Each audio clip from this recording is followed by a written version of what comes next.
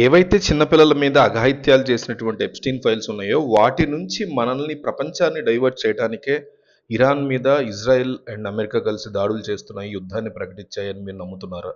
అవును, కాదు. అందుకే చేశారు, అలాంటిది ఏమీ లేదు. ఈ రెండిట్లో ఒకటి మిస్ అవ్వకుండా కామెంట్ చేయండి.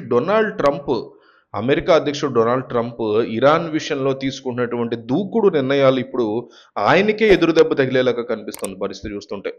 ఇరాన్ సుప్రీం లీడర్ ఖమేనీని హతమార్చిన తర్వాత ఇక దేశం పని అయిపోయిందని, యుద్ధంలో తానే విజేతని అని కూడా ట్రంప్ భావించిన పరిస్థితి ఉంది.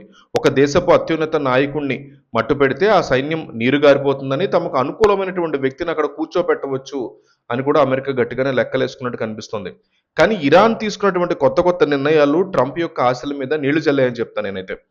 ఖమేనీ వారసుడుగా ఆయన రెండో కుమారుడు రంగంలో దిగాడు. అతనే ఇప్పుడు సుప్రీం లీడర్ బోస్తబా ఖమీనీ అతని పేరు. సో ఇది అతిపెద్ద సంచలనంగా మారుతుంది. అసలే పంతానికి పోయేటువంటి ట్రంప్కి ఇది కోలుకోలేని షాక్ అని చెప్పాలి. ఖమేనీ కంటే అత్యంత కఠినాత్ముడైనటువంటి ఈ కొత్త వారసుడు అమెరికా ఆశించినట్టుగా ఇరాన్ లొంగిపోలేదు. గత 10 రోజులుగా అత్యంత వ్యూహాత్మకంగా కూడా వ్యవహరిస్తోంది ఇరాన్. ఎక్కడ సైలెంట్ అయిపోవాలి. ఫిబ్రవరి 28 జరిగినటువంటి పరిణామాలతో ఇరాన్ ఇక కోలుకోలేదు అని ప్రపంచం అంతా కూడా అనుకుంది. కానీ ఇరాన్ తన పట్టుదలని ఏమాత్రం కూడా వదలలేదు. యుద్ధాన్ని మీరు మొదలుపెట్టి ఉండొచ్చు, కానీ ముగించేది మేమే అంటూ ఇరాన్ చాలా గట్టిగానే సమాధానం అందిస్తోంది. ఇంకో పక్క సో కొత్త లీడర్గా మోస్తబా ఖమీనీని ఎంచుకోవడం ద్వారా తాను అమెరికా బెదిరింపులకి భయపడేది లేదని ఇరాన్ స్పష్టం చేసినట్లయింది. నిజానికి మోస్తబా ఖమేనీ తన తండ్రి కంటే రెట్టింపు తెగింపు ఉన్నవాడని, చాలా కఠినమైన నిర్ణయాలు తీసుకునేటువంటి సామర్థ్యం ఉన్నవాడు అని అందరూ కూడా నమ్ముతున్నారు చాలా స్ట్రాంగ్గా.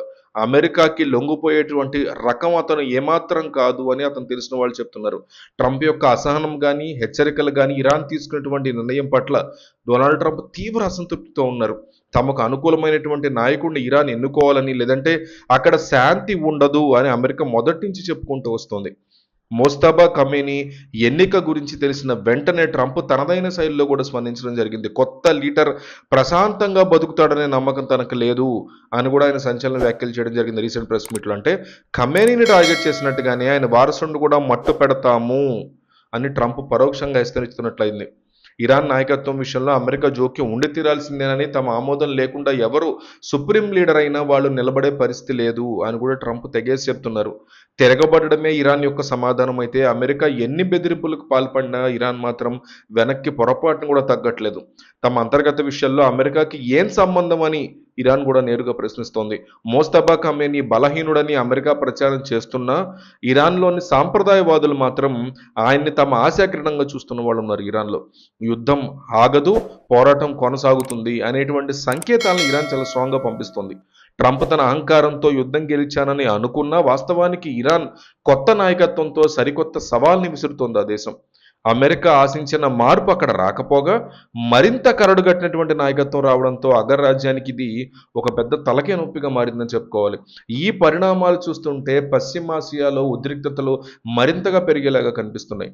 ఇరాన్ ధీటుగా బదిలిస్తూ ఉండడంతో ట్రంప్ తదుపరి అడుగులు ఎలా ఉంటాయి ఏంటి అనేది కూడా ఒక ఆసక్తికరమైనటువంటి చర్చ నడుస్తుంది. దీని మీద మీ అభిప్రాయం ఏంటనేది కింద కామెంట్ చేయండి.